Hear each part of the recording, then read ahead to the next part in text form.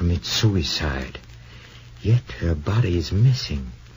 The morgue attendant is murdered, and the clues point to a red-headed, left-handed undertaker.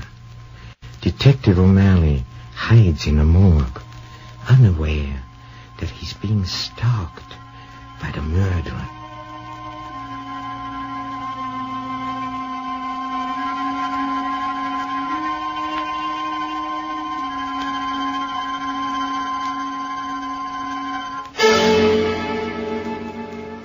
Hello, creeps.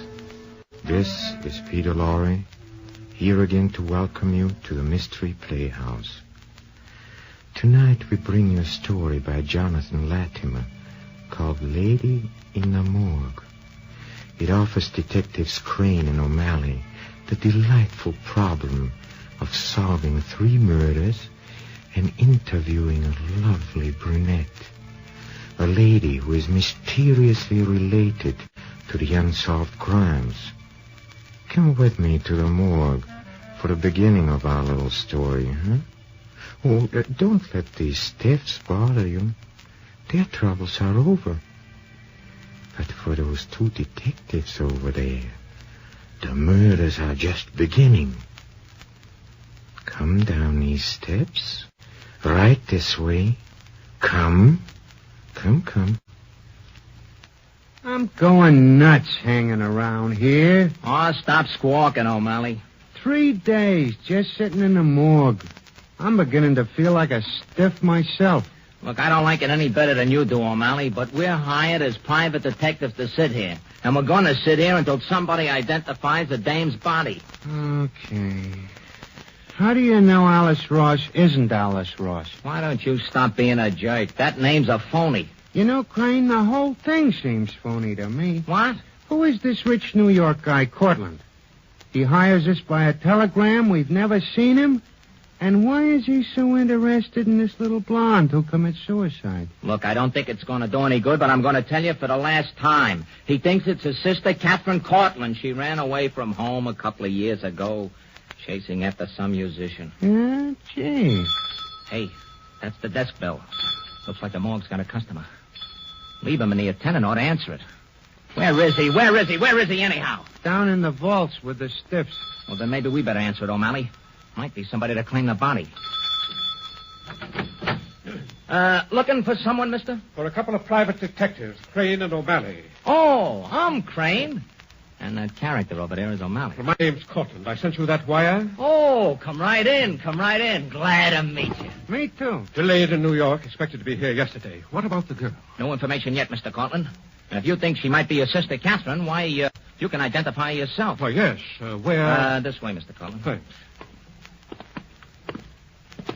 The body's down in the vaults. Lieberman, the morgue attendant, you see, he's down there. I'll wait here for you, Crane. I can't stand looking at that girl again. Come on. Stick with the client. Oh, okay. Watch your foot, and the stairs are slippery. Oh, yeah. Thanks. Now, what makes you think this Alice Ross girl might be your sister, Mr. Cortland? Well, just what I read in the New York papers, that's all. Blonde girl, blue eyes, suicide. Also, my sister Catherine wrote us about 2 months ago that she was finished with her old life. She ran away from home with a musician 2 years ago. And... the body's in here. Oh. Lieberman! Hey, Lieberman, where are you? I thought you said Lieberman was down here, O'Malley. Yeah, I saw him go down about 20 minutes ago. Come on, Mr. Cortland. The body's on tray number 27. Oh, yes. It's 4, 10, 14... 17, 25, 27. You pull out the tray. I don't like things like this. Oh, there's nothing to be afraid of. She's dead. All you got to do is grab the handle and... Go ahead, O'Malley. You pull it out. Oh, all right. Well, that's a man's body. A man, not a woman. Yeah, she's certain. What? Hey, it's Lieberman, the morgue attendant. Murder? Murder in the morgue? It's murder, all right. It's head smash. But where's the girl's body? Yeah, Mr. Cortland, this is a job for the police.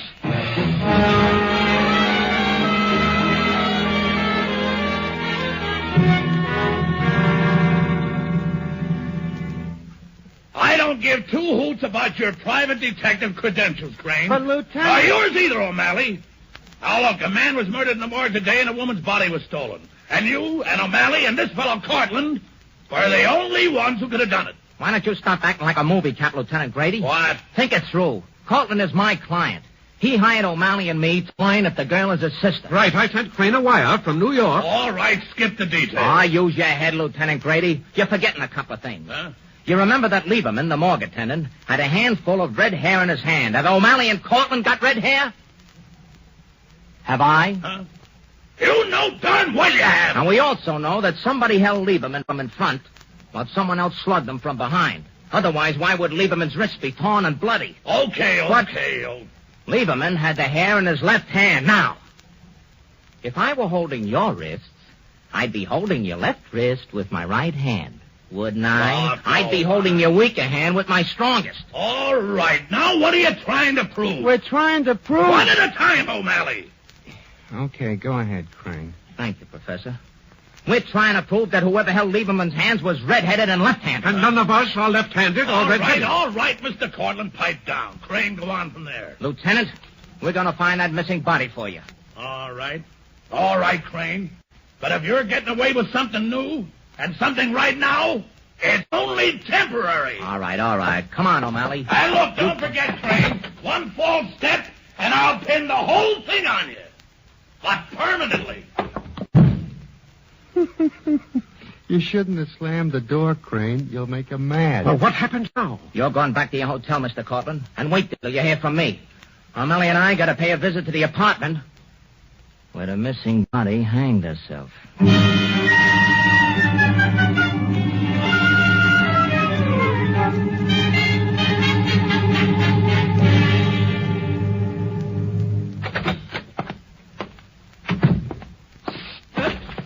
O'Malley, I thought I told you to stick out in the hall and keep your eyes peeled. Sure, Crane, but I'm getting nervous. Found anything yet? Nope. One funny thing, though. Alice Ross left a lot of brand new dresses here. In this closet. Look. Never been worn. But not a pair of shoes in the place. That don't make sense, Crane. You're telling me. O'Malley, take a look at this bathroom door. According to the papers, this is where Alice Ross hanged herself. Drape the cord over. Isn't that terrible? Yeah, let's see now.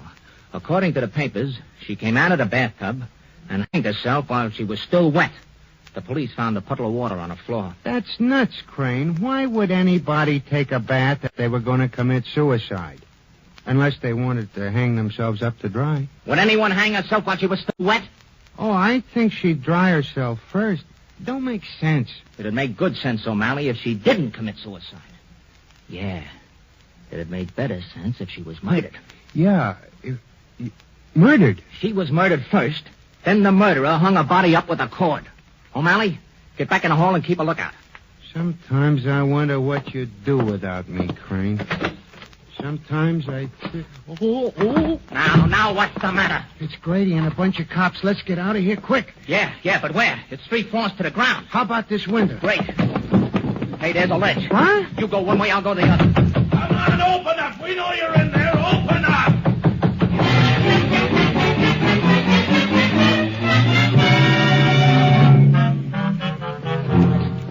Now, if I can hide in this room until... My toe. Get out of here, get out! You hear me? Shut up. Shut up. Now, listen. Listen, I don't want to hurt you and I don't want to rob you. And I'll turn you loose if you promise not to make a sound. Now, remember, if you make a sound, you're going to get hurt. Is that clear? Okay. You already hurt me. You hurt my mouth. What are you doing in my bathroom? What do you want anyway? Now, listen, honey, I didn't want to duck to your bathroom window. It was just convenient, that's all. Well, get out. When I'm ready. Hey, nice apartment you got here. Mind if I look around a bit? If you don't get out of here, I'll phone the police. You don't have to phone, sister. They're right next door. What? Yeah. Did you know the girl next door, the one who hanged herself? Alice Ross? What's that to you? And keep out of my clothes closet. Now, listen, baby. You're a beautiful hunk of flesh, and I'd hate to get rough with you.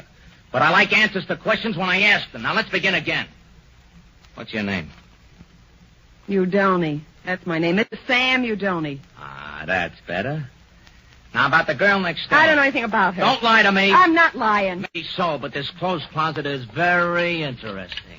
Very. Why, you know... Watch it, baby. Now, tell me this. Why have you got 2 different sizes of shoes there in the shoe closet? Oh, and dresses. In 2 different sizes. 2 complete wardrobes.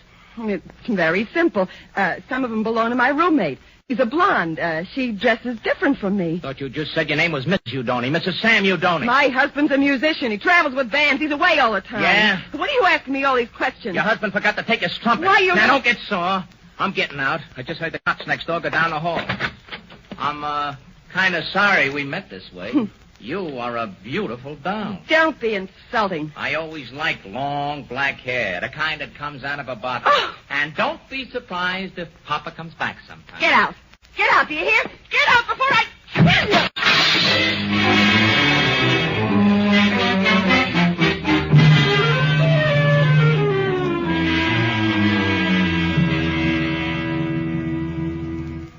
Well, that's what it all adds up to, Mr. Cortland. Alice Ross was murdered. And her body, obviously, was stolen from the morgue to cover up that murder. And if this girl was murdered, and she turns out to be your sister... My sister is alive, Crane. I've just found out. What?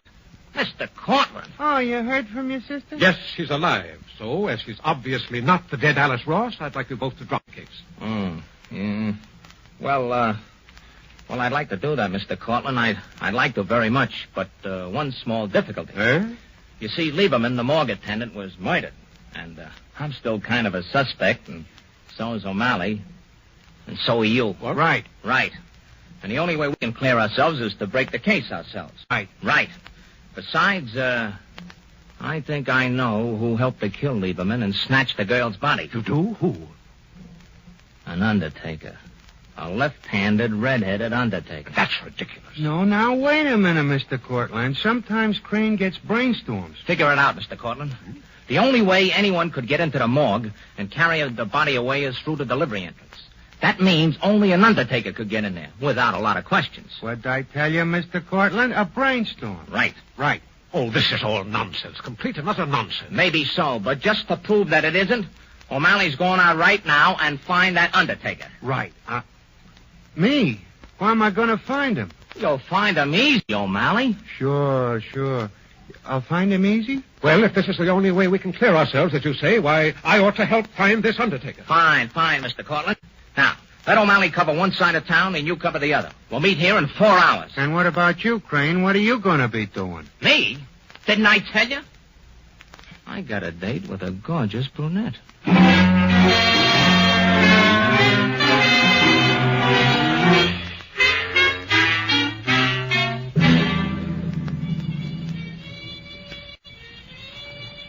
Oh, hello, Mrs. Udoni. I told you I'd be back. You? What are you doing here? Oh, I came to hear the hot music and, be near you. You've got a nerve after what happened today. Hey, that's a solid horn your husband blows in that next room there. Yeah, what makes you think he's my husband? You said your husband was a musician, and I saw a trumpet here this morning. Well, you see too much. What do you want anyway? How does a wife of a musician feel when another woman starts following him around the country? I don't know what you're talking about. Never heard of Catherine Cortland, huh? She never meant anything to Sam. She's been following him around for several years. Must have got someplace with him in that time. Look, you better get out of here. My husband's coming in here. Good. I want to see him. I told him about you butting in here. I'll kill you. Who is this guy, baby? This is him, Sam. You're looking for trouble, mister. I like trouble. What do you want with us? I want Catherine Cortland, or I want a body. What are you talking about? Ah, don't be coy, you Donny. I know Catherine Cortland left New York several years ago to follow you here. What about it? Sure she followed me here. Does that make me responsible for her? I haven't seen her for months. And who was that living in the apartment next door to you? How should I know? A girl commits suicide in the apartment next door, and right away I'm a suspect. Get out of here. Okay, you Donny. Just one thing. You see this nice shiny badge? The body of the blonde who was murdered in the apartment next to yours. Apartment? Murdered? What are you...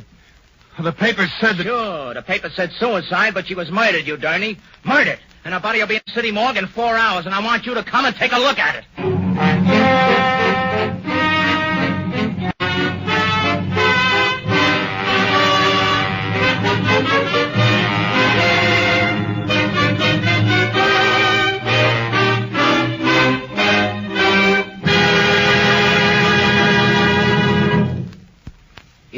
Just like you said, Crane. There was a left-handed, red-headed undertaker. Only there isn't any more. What do you mean? Yeah. I went to his place, rang the bell. No answer. I went in, and there he was murdered. What? Murdered? Yep. Stuffed in one of his own coffins. A knife right through his heart.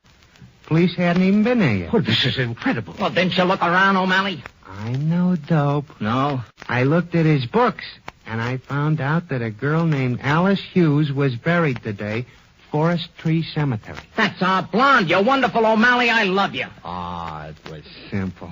And we gotta move fast. Get out to the Forest Tree Cemetery, get that body, and return it to the morgue. How about me? You come along too, Cortland. Let's go.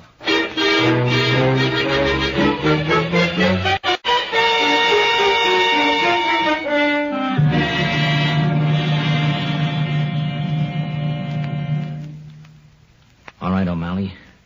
Lift her up. Put her on the table. Easy now. There. Now can I go? Stick around. I got a job for you. You certainly have a genius for the fantastic, Crane. Digging this body out of its grave, sneaking it in here in the morgue. I only do what's necessary, Cortland. Now, look. Are you sure this girl isn't your sister? Absolutely. Well, it's the same body that was swiped from the morgue, and she was murdered. Murdered? Furthermore, whoever killed this girl knows I've located the body and returned it here to the morgue. So what, Crane? The killer's going to try to steal the body again. And you, Mr. Cortland, and O'Malley are going to catch him. Red-handed. Me? You. But, Crane, how can you be sure? I made sure. Now, listen. Here's what we're going to do. We leave the body here, on this table, with a sheet over it. Then you two get under the sheets on these other tables. But those are tables they perform autopsies on. Right. And the murderer, when he comes in, will never suspect that you're under those sheets. All right, Crane. I'm game. I'm leaving you two here alone. I'll beat it out and get Lieutenant Grady. Oh, I ought to warn you. No one knows you're down here in the vaults. Just you two. But don't worry. The killer will be here. Good luck, boys. Just us two and the killer, Mr. Cortland. I'm not afraid. Let's get under the sheets now. Turn out the light.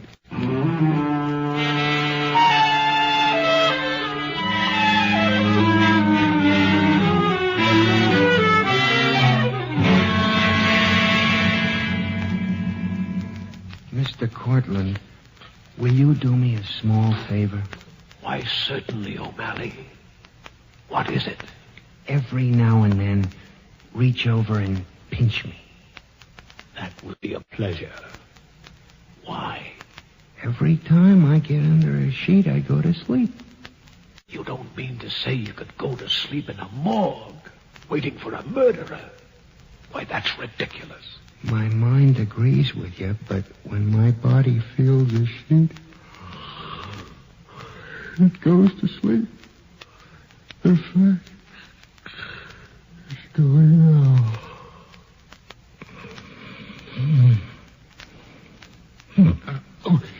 Hey, what are you doing? You asked me to pinch you. Oh, so I did. What are you using? Pliers? Oh, what are you doing, O'Malley? Just showing you the way I want you to pinch me. Gently, affectionately. Well, if that's your idea of affection, I pity your wife. O'Malley, did you hear that? What? I swear the door opened and closed. Shh. Listen. Footsteps. Oh, yeah. Keep the sheet over your face. Hey, let go of me. Let go. Hey, Crane. I've got him. Crane, I've got him. Turn on the light. All right, you. Come on. I got you covered. Now, come on, get up off the floor. Well, thanks, O'Malley. I knew I could depend on you. Right. Right. Hey, this guy is Cortland. Now, you tricked me, Crane. You were waiting at the end of the hall all the time. And I suppose you didn't try to trick O'Malley and murder him in a bargain. Yeah, but I don't get it. Did Cortland kill Lieberman? Did he steal the body? Not so fast, O'Malley. Go ahead, go to the telephone and tell Lieutenant Grady to hurry over here to the city morgue if he wants Lieberman's killer. I'll wait here. I'm still expecting Sam Udoni to show up and identify the girl's body. Oh, O'Malley. Another thing. Get me a bucket full of peroxide. A bucket full... Peroxide? Peroxide, I'll need it.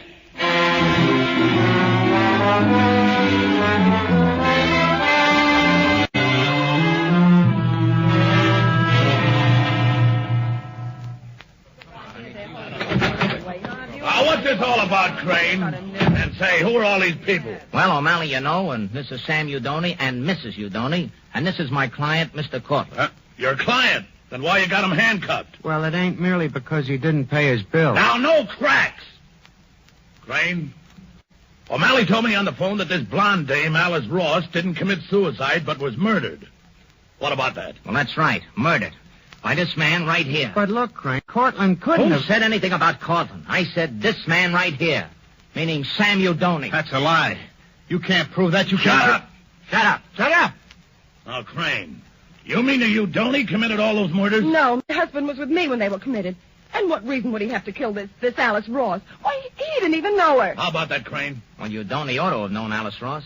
He killed her because she wouldn't give him a divorce. Alice Ross was actually Mrs. Udoni. How could she be? I am Mrs. Udoni. Let me out of here. Grab her, Molly. Let me go. Cut it out, Udoni. It won't do you any good. It's better. Don't talk, Sam. They can't prove anything. Be quiet, you. Be quiet, you. Be quiet, you. By heavens, this is all beginning to make sense. That's why Udoni stole the body of his wife, so that he could pass off this woman here as Mrs. Udoni. Right, Lieutenant. Sure, I get it. And now for the proof, O'Malley. O'Malley, hand me that bucket full of peroxide. Here you are, Crane.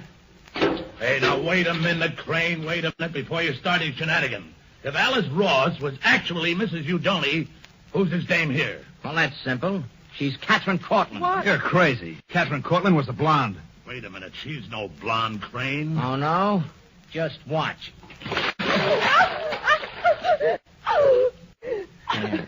Watch her hair, Lieutenant. Just watch her hair. Yeah. Say, the black is running out. The dye, you mean. You better take her someplace where she can clean up, O'Malley. Yeah, but wait a minute. Where does this guy Cortland fit in? I'm afraid he was merely an unhappy accomplice. But go easy on him. He's a good guy. Good guy. Good guy. Good guy. He tried to stab me. Yeah, but he was dragged into this whole thing to protect his sister. And she was dragged in by Sam Udoni. He's the real louse. Look, Crane, I'm not making any alibis, but I wish you'd answer me just one question. Go ahead, shoot, Cortland. How did you know my sister had dyed her hair? Well, in your sister's apartment, I found a bottle of black hair dye and a bottle of peroxide in the bathroom. But what finally convinced me was the real Mrs. Udoni. What do you mean? You see, hair grows after death. And if you take a look at the dead girl's body, you'll see the roots of her blonde hair are all black. Crane, all I can say, you make my hair stand on end.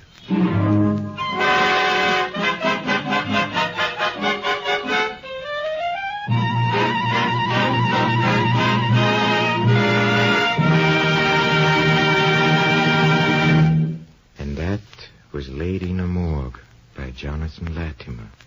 Oh, yes, we were going to have a guest ghost on tonight's broadcast. Oh, but poor fellow, he was taken gravely ill. The doctors have given up all hope. He's going to live.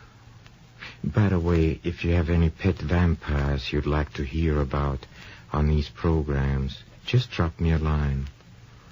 Just give the letter to your favorite witch with instructions to take her broomstick and knock on the door of the Mystery Playhouse.